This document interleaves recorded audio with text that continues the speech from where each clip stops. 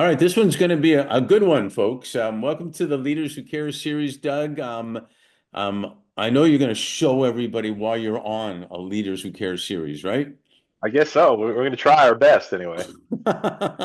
Well, welcome. And best way to start, and I got to be more clear with men, usually more than anybody, is introduce yourself, like where you're from originally, who you are, where you're from originally, where you are now, family, maybe something that you've never told anybody you want to reveal to the world now. That's always interesting. We'll get to what you do after, but tell us about Doug. Yeah, so I'm born and raised, born in Philadelphia, actually.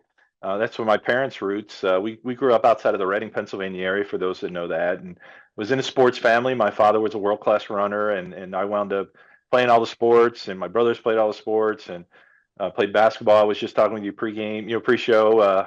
Played basketball my freshman year, but actually gave that up to run track full time after my freshman year. I won a small college national championship, and that kind of propelled me into running and getting a full scholarship at the University of Georgia later on. Seven kids, and just Well, you have amazing. seven kids, or I do. I have seven kids, one woman for that, and so that's pretty amazing. yeah. And anyway, so yeah, so I got five grandkids, and I'm a basic guy, who just wants to do good in this world. Hmm. Been entrepreneurial, and I've kind of had a couple successes, had some things that were struggles, so you hit the brick wall and you get around it. Um, and met a man 25 years ago that's now my business partner, has one of the most incredible stories, and it's a big impact of what we do today. No, that's awesome. We'll come to that in a second, but you talked about you as a kid, you as a teenager. Were you were you kicking the ball around? Were you building Legos? Were you playing music, sports, lemonade stand? What were you doing as a kid? I was selling I was selling seeds. That's my parents one time I wanted to sell something. I think I was in second grade. And we I can't when you're the youngest of five kids, you live out in a farm, even though we didn't farm it, we didn't have a lot of extra money. And my mom got me a seed kit that we could get from school where we get 50 packets of seeds. And I come home like a half an hour early, and she goes, "Well, did you give up already?" And I said, "No, I sold them already." I was already out, so it's like, so then the next time we got like two kits, and I went out, and you got to understand, my next door neighbor, the closest neighbor, was like a quarter of a mile away. So I mean, I'm sitting here walking from house to house, knocking on doors, telling people what I'm doing. And then it wasn't long after that, we had access to an old apple orchard that wasn't being actually picked. And my brothers and some of my brothers and their friends would go and pick the apples, and they would put me on the roadside right next to the country club. We had a country club right next to us that my dad had managed at one point, and we would put bushels of apples, wine sap apples. I even remember which kind they were, and we were selling them for like $7 a bushel. And when people saw $7 a bushel, even back then, I was pretty young, pretty long time ago. I'd be selling out of those apples, and I guess it gave me a little bit of an entrepreneurial spirit, and so I guess that's part of your growing up, part of how you do. And then I actually have a music background as well. I did quite a bit of music, mostly as a vocalist. Did some singing. Thought that would might Prove be my it. Prove it. well, what do you want me to sing? I have to sing a gospel song because that's mostly what I know. Um, We should have done you the know, national anthem before we started. oh, say, can you see? There you No, go. I only sang that once. My track team buddies and we had some other good vocalists, and we actually went around and sang in college.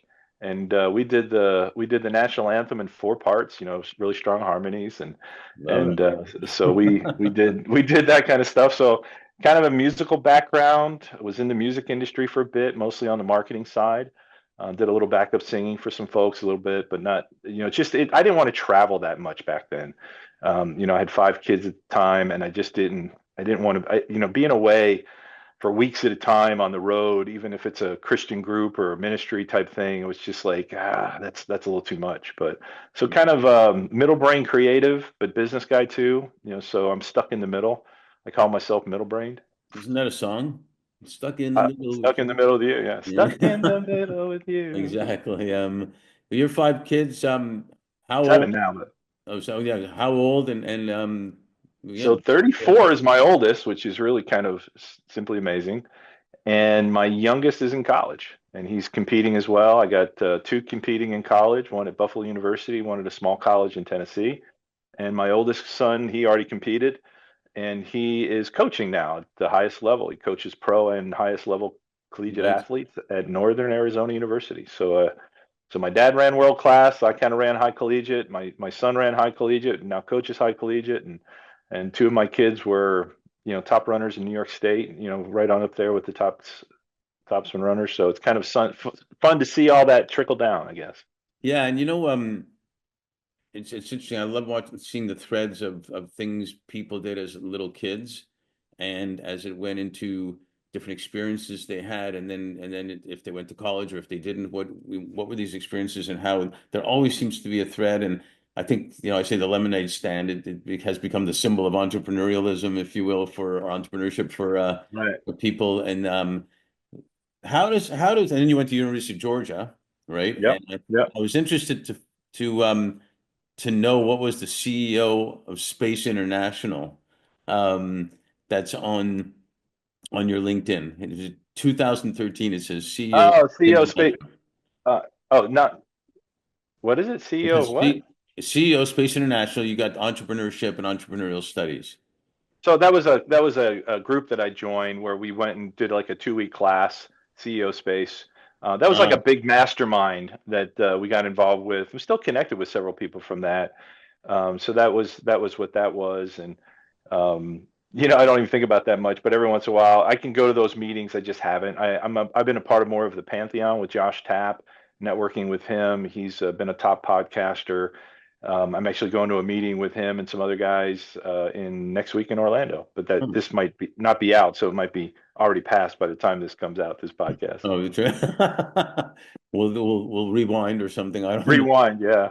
But tell in general, how do you think your experiences we just talked about, through college and everything, um, impacted your thought process? I'm pretty well a believer if things happen for a reason, and it's probably because sometimes something comes up and it hits us, triggers us, touches us, whatnot.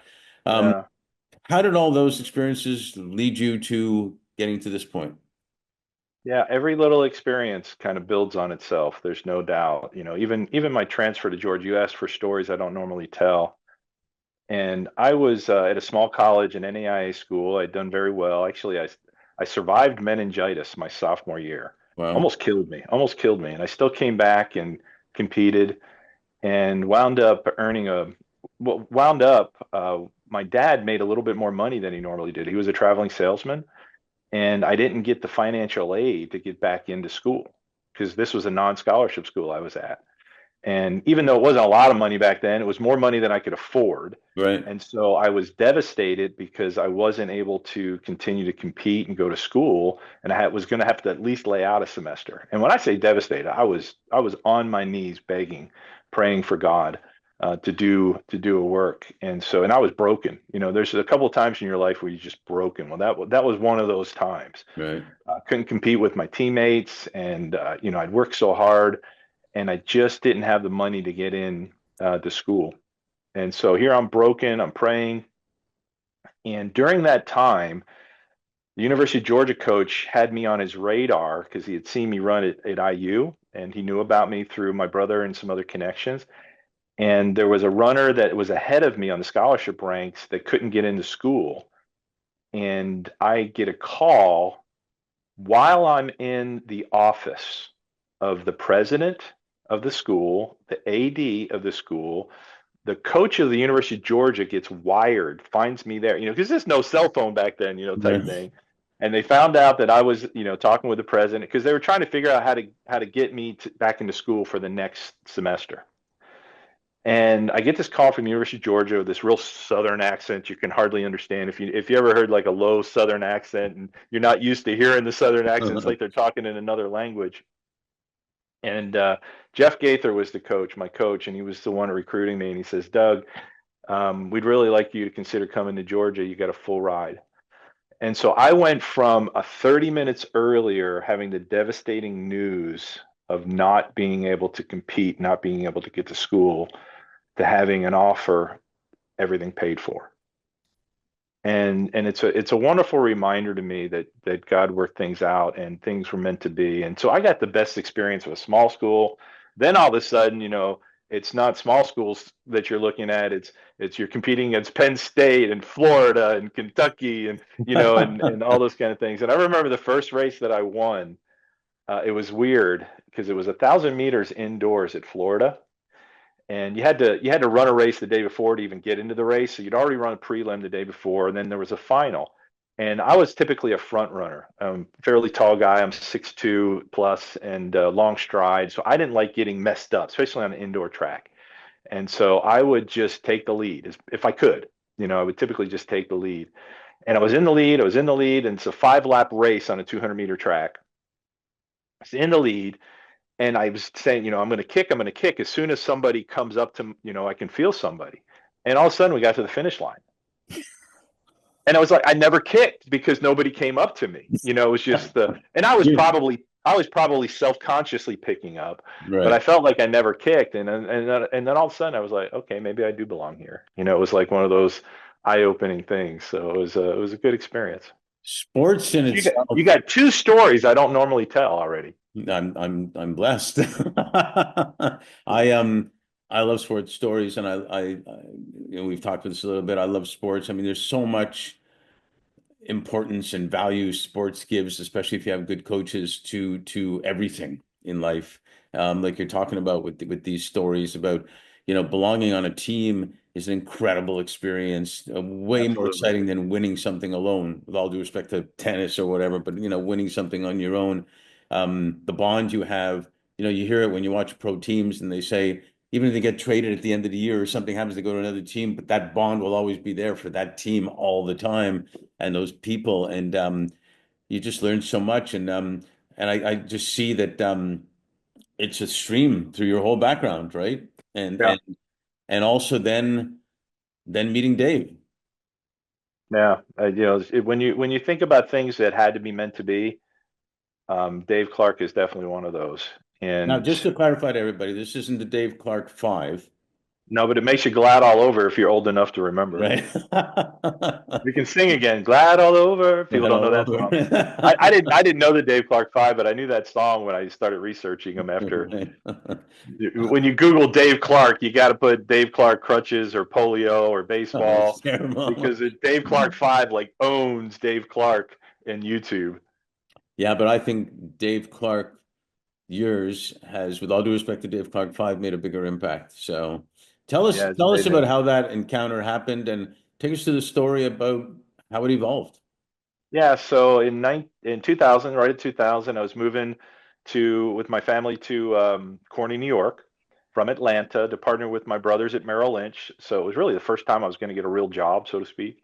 I was always entrepreneur before that, and I was partnering with my brother in this little town of Corny, New York, and I was studying my Series 7 at the time. First time I had to study since Georgia. I was like, oh my gosh, this is terrible. So I'm going to coffee shops. I got a little bit of ADHD. It's not technically Don't we all? diagnosed, but I think we all do. And I can't go to a library. It's too quiet. I'll go crazy. And so I'm going to coffee shops with a little bit of noise. And there was a coffee shop I was studying in Atlanta, in the Atlanta area, in Kennesaw, Georgia.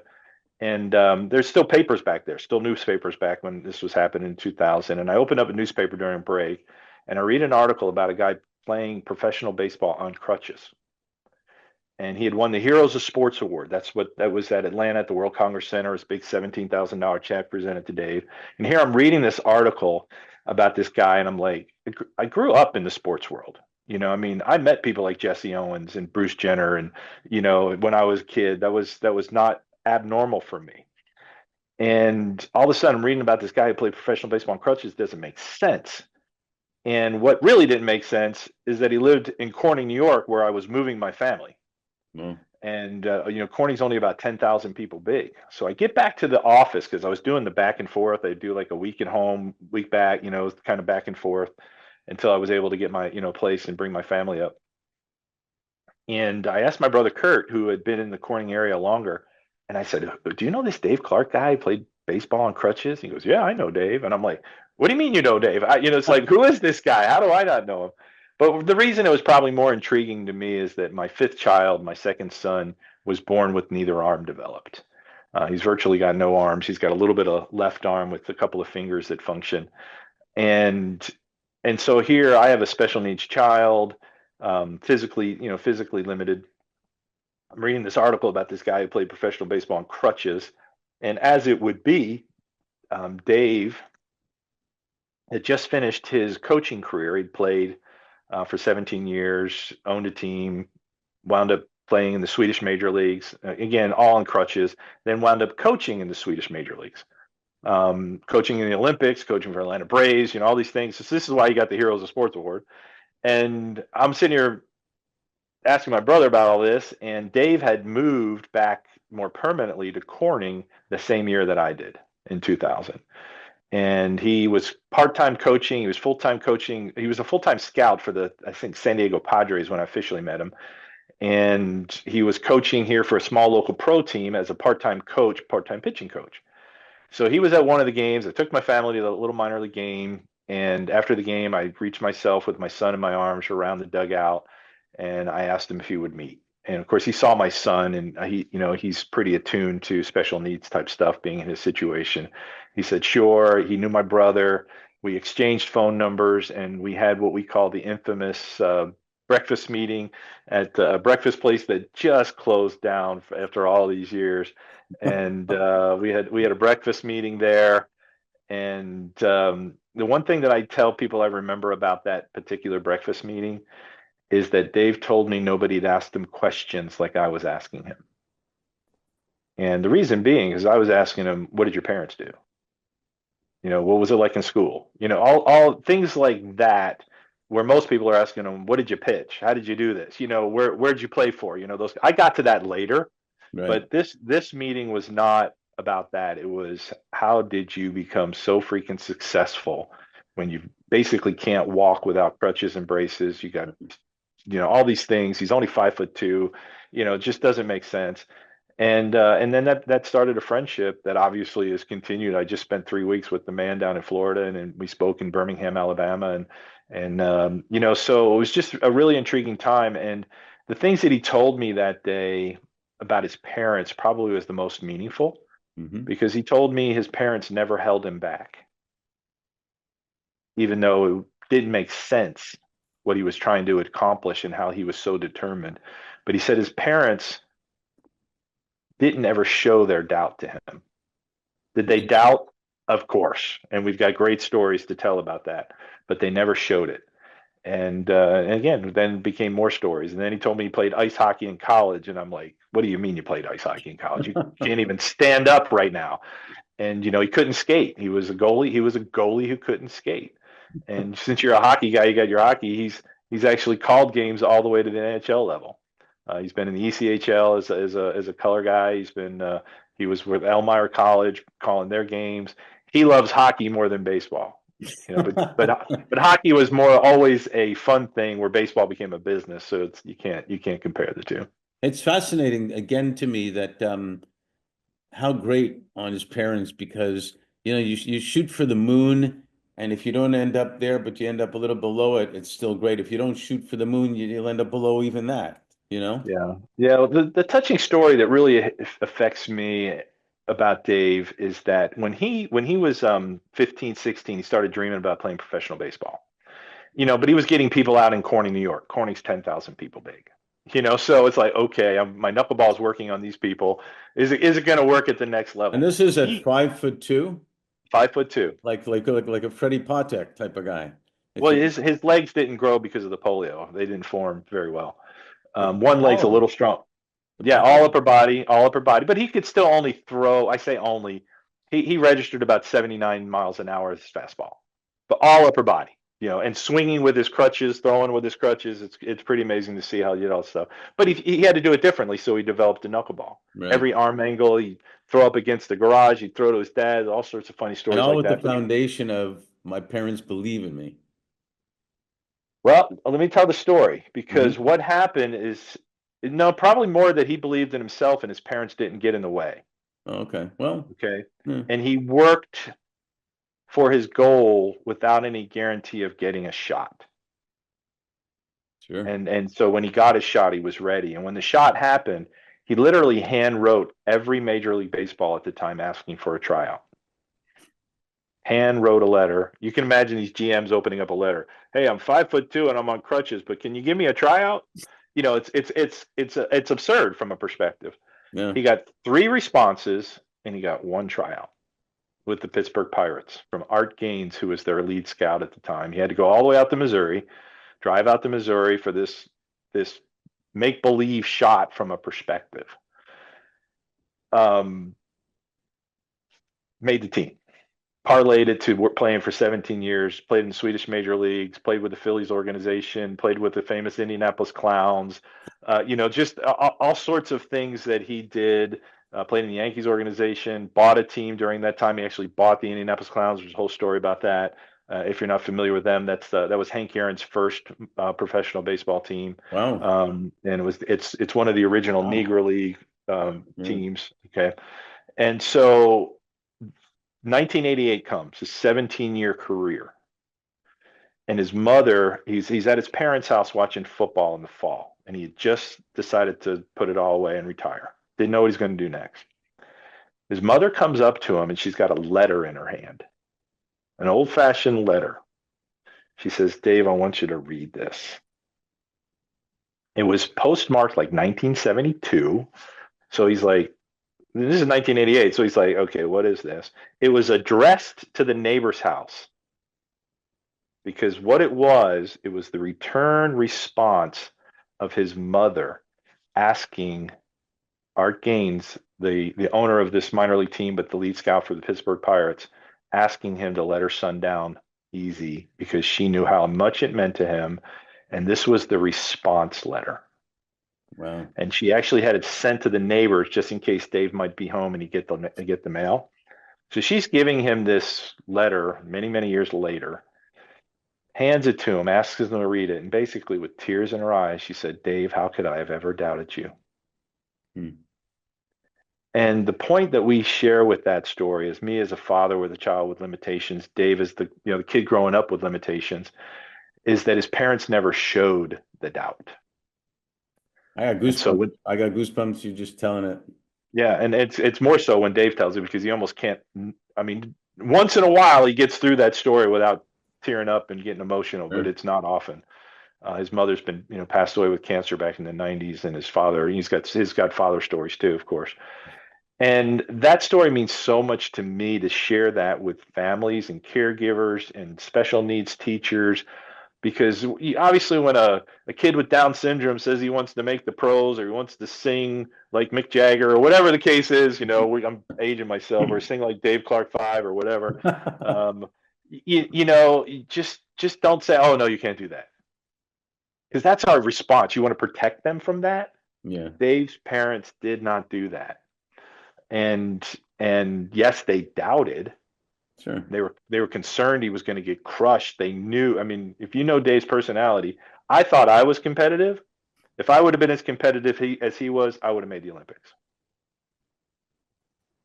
No doubt in my mind, because that kind of spirit, it goes way, way beyond just being competitive. And he had to be. He had to do things. He worked out 6 days a week. He ran 5 miles a day on his crutches. He did 4 hours of work, on a stationary bike. All his push-ups, sit-ups. If it was winter outside, he would run 5 miles around his pool table in his parents' basement. He had it measured out of what it would take to run 5 miles in his basement. He's like Rocky. No, yeah, we've got all. Well, we're hoping to have that movie deal, but it hasn't happened yet. But we'll see. We're still working on scripts and all those kind of things. And COVID put a big hit on that one. But it is. It's except there's one big difference between Rocky and Dave Clark.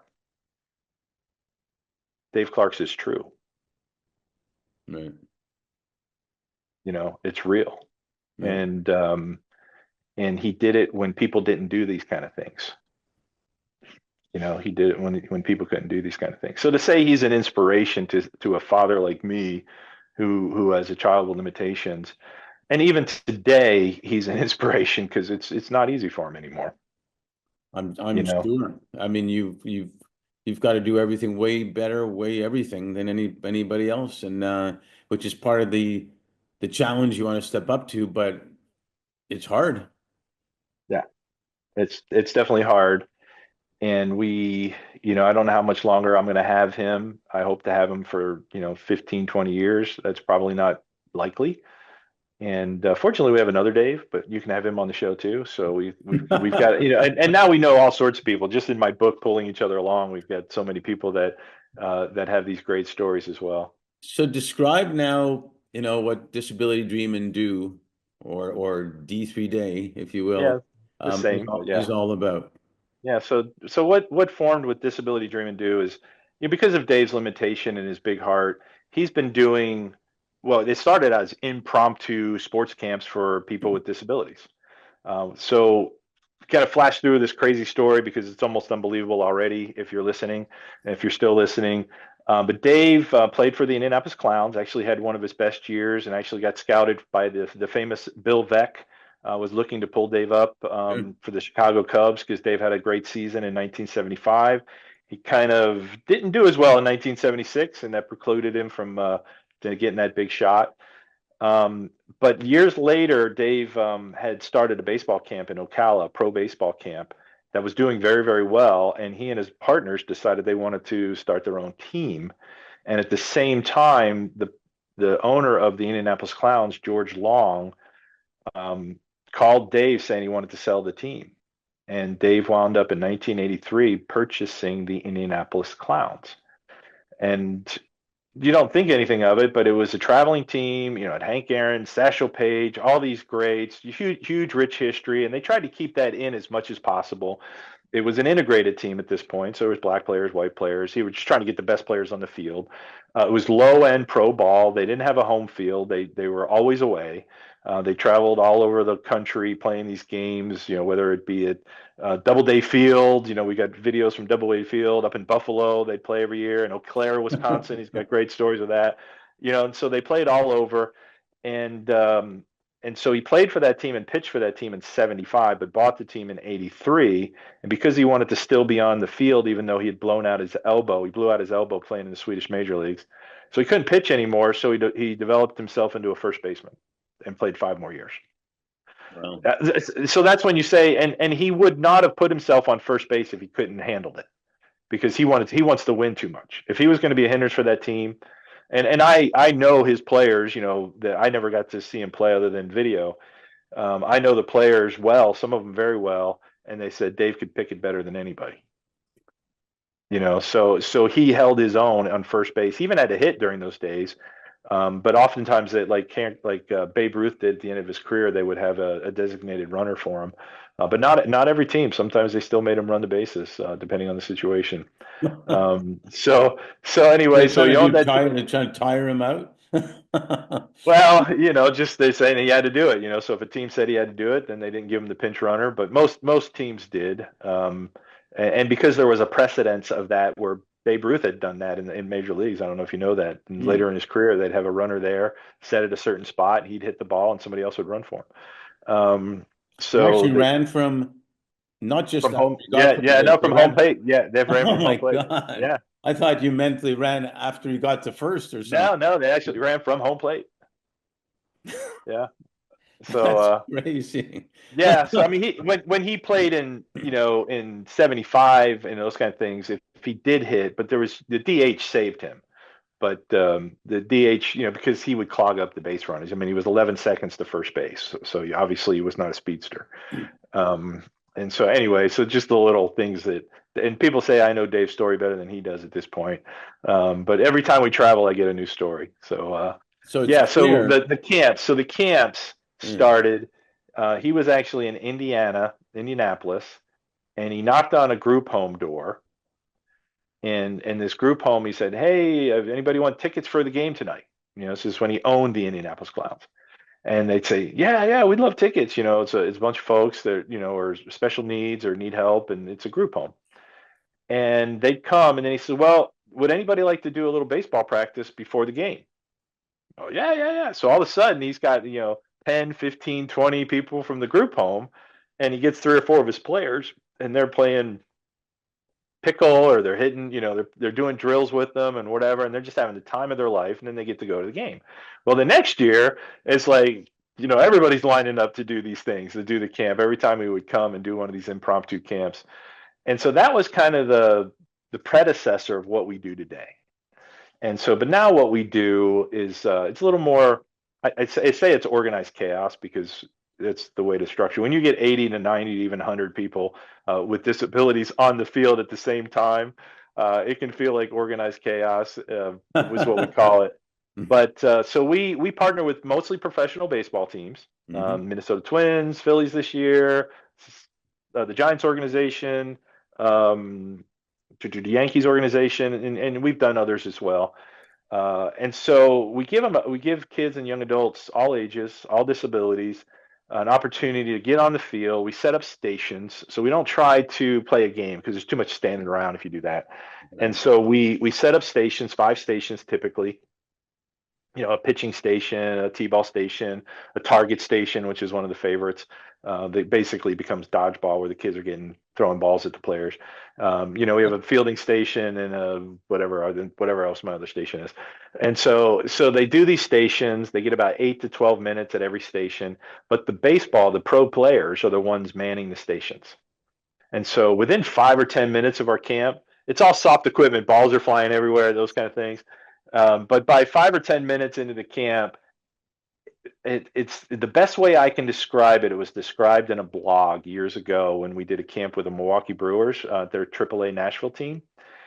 And a mother that came to our camp wrote a blog, and I didn't find this out until months later, just doing some, searching yourself, and then I was, oh, that's about us. And so I'm reading this blog, and first half of the blog was her sharing about her angst about finding out about this camp and wanting to take her daughter, who's in a wheelchair, because her daughter always went to her brother's games but never got to do anything herself. So the mother, like, said she guilted herself into taking her daughter to this unknown disability dream and do camp she didn't know anything about. It seemed too real, because they get free T-shirts, they get free hats, we feed them, we give them tickets, and they don't pay a dime. So she was like, "What's the catch?" So she's literally saying, "What's the catch?" And then she said in the middle of her blog, she goes, and then a team of young men came out on the field and created a morning of magic for our children. And I'm like, I can't say it better than that because I've done enough of these. I'm just setting it up. Dave's just setting it up. We just set it up. And then really what I do is I just walk around with a microphone in my hand telling people when to rotate. Hmm. And the magic is just happening everywhere. And the reason I know this is because usually that night I'll get sometimes, well, at that Nashville event we had a photographer at every camp. I think I got 10,000 photos for one event. They got a little trigger happy with digital cameras. So I'll have thousands of photos, and I kind of just do have my little quick thing, and that's when I get to experience the camp because now I'm seeing every expression, every fun thing, every hand raised, whatever, all the stuff, and I'm getting to literally experience the camp that night when I go through and edit and clip, and then I try to print out pictures for the next day, and hopefully my daughter's there to help me or somebody else, but usually it was me, and still is me sometimes, and then I get to print out 400 or 500 photos, and I get to see all these photos and every child's expression and the players' expressions and the volunteers' expressions, and that's how I experience the camp. And we give these days for free for families. I've raised all the money for it. Dave, of course, Dave has helped as well, and we've It's never charged. you know, it's first of all, congratulations because it's spectacular. There's a quote that is sort of related. It's Maya Angelou said, "Most people will forget what you've said, most people forget what you've done, but they'll always remember how you made them feel."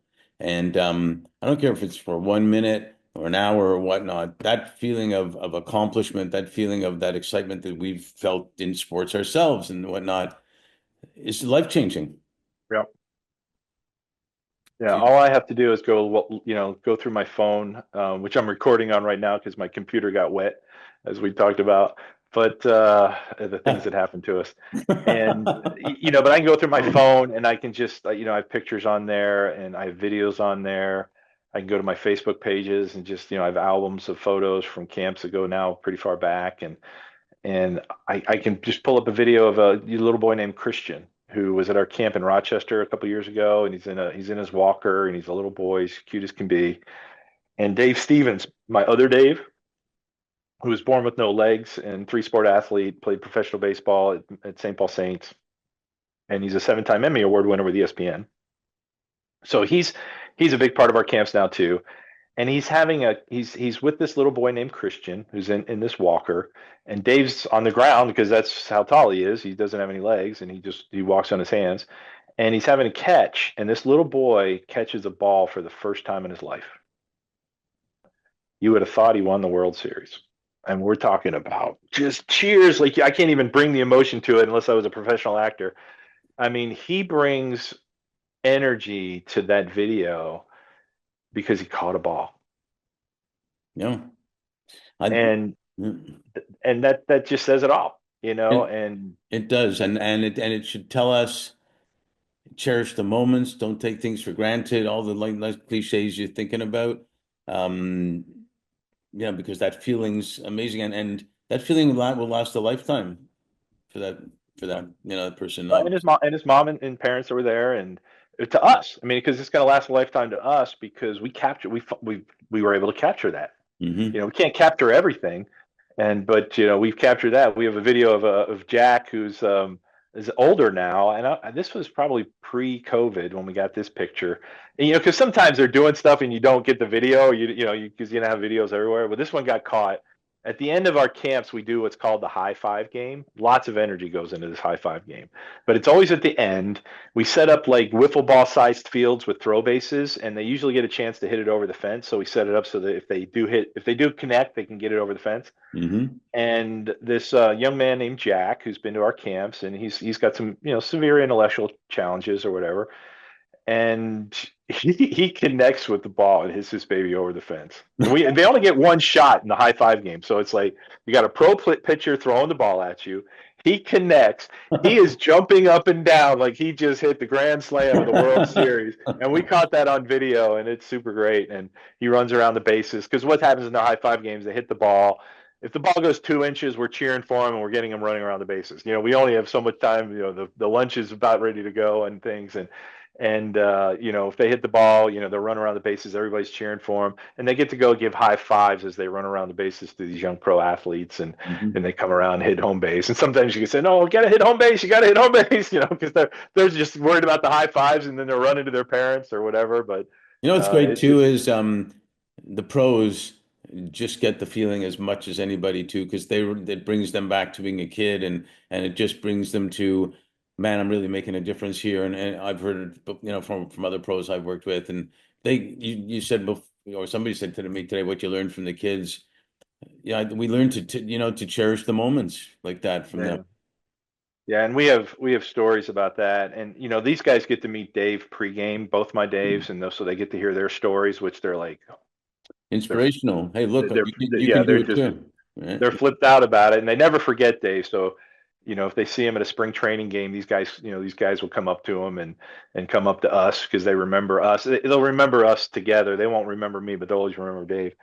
And yeah, I They have one. probably remember you too. In some cases, they do as well, but usually by association, they see us together. They remember.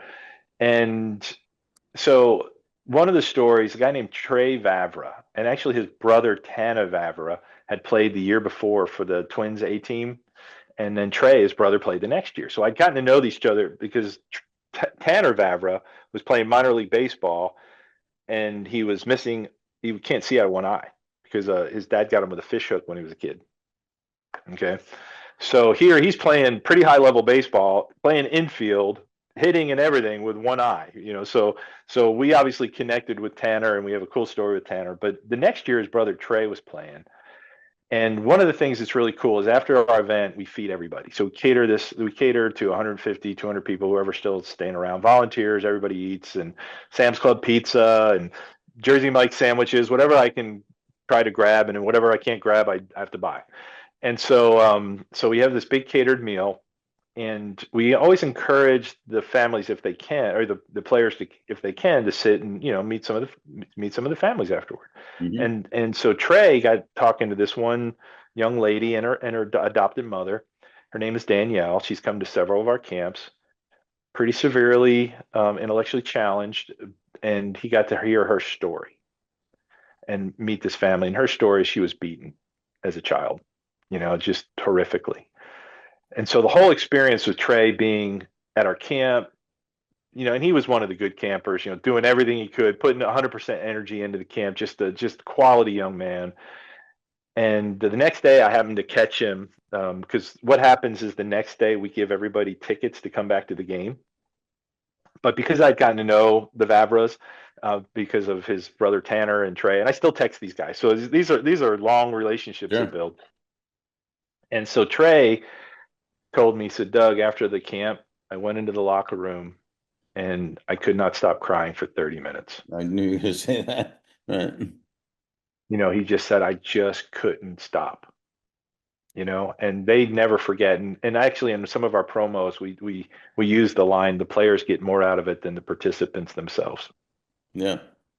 Yeah. Not unusual. But spectacular.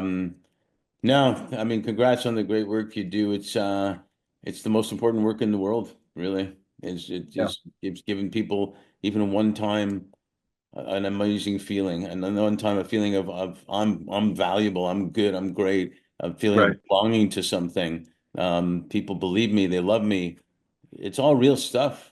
It's all real Yeah. stuff, And and then I get to present the Daves as my two Daves, Dave Clark, Dave Stevens, as guys that didn't let their limitations hold them back. right. And then in my Pulling Each Other Along book, I've got kids with limitations that had Down syndrome. I don't know if you know the story of Chris Nickick.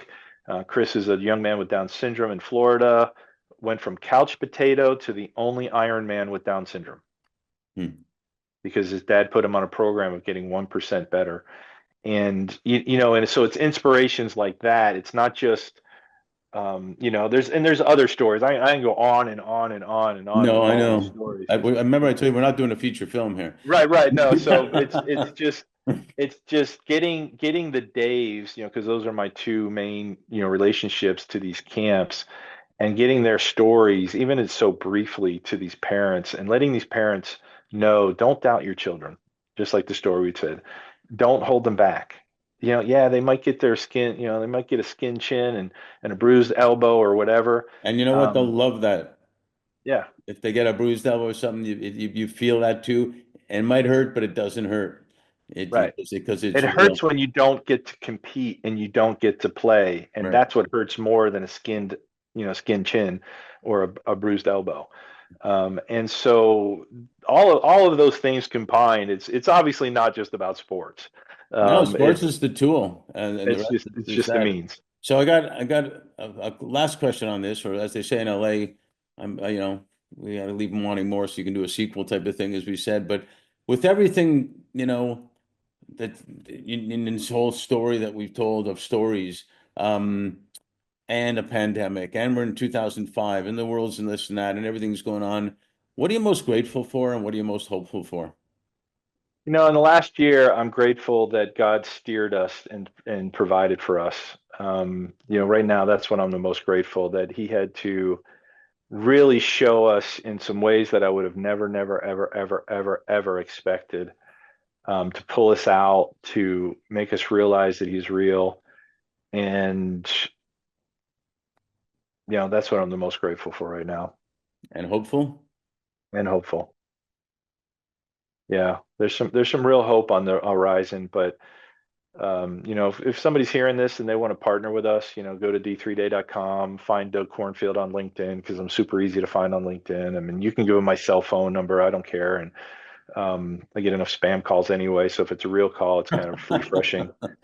So so Mark, we're looking for partners. We're looking for, right now, getting teams to work with us. That's not the issue. Getting it funded is the biggest issue. It's so many things. And we have some cool business stuff that we're working on. Getting Dave and I to speak, we're worth it. Pat myself on the back. It's because of Dave, not because of me. But we do typically speak together. Hmm. because we bounce off each other. It's like 90% him, 10% me. But you get some of these same stories. Just have your Kleenexes ready and be ready to be motivated when you get Which to. is which is what you told me at the beginning. You wanted to get your time in this time. Dave couldn't. That's great. Well, it's actually the day we're recording this is Dave's wife's birthday, and it's like we didn't. Ah. And his wife's a wee bit younger than him. He had to lie about his age when he was coaching in the major leagues of Sweden. Um, she's well, they have a 15-year-old and Dave's 72. So they're just Well, everything's obviously still working. yeah. Well, that's what he used to say on one of his keynotes. He did his only TED talk, and I think his son was like 2 or 3 at the time, and he shows a picture and he goes, "Well, something's still working, thank God." I don't want to keep going on that. I'll start saying the wrong stuff. Yeah, we'll be good. We'll be good. Hey, thanks for sharing all that, and thanks for what you do. It's inspiring just listening to it. I haven't been in sports. I can feel the emotion and the impact that you're making, and it's so important because people will hear this, people will see it, someone else will say, I mean, maybe I can do it too, and go do stuff. So yeah, you're appreciated, you're valued. We love you, and thanks for being on the series. Thank you, Mark. Thanks for having me, and just appreciate the opportunity to get to know you a little bit better and get the word out of Disability Dream and Do as we're coming out of this COVID funk and getting going again in a strong way. Done, man. Thanks. Thank you for listening to the Brand Called You videocast and podcast, a platform that brings you knowledge, experience, and wisdom of hundreds of successful individuals from around the world. Do visit our website www.tbcy.in to watch and listen to the stories of many more individuals. You can also follow us on YouTube, Facebook, Instagram, and Twitter. Just search for the Brand Called You.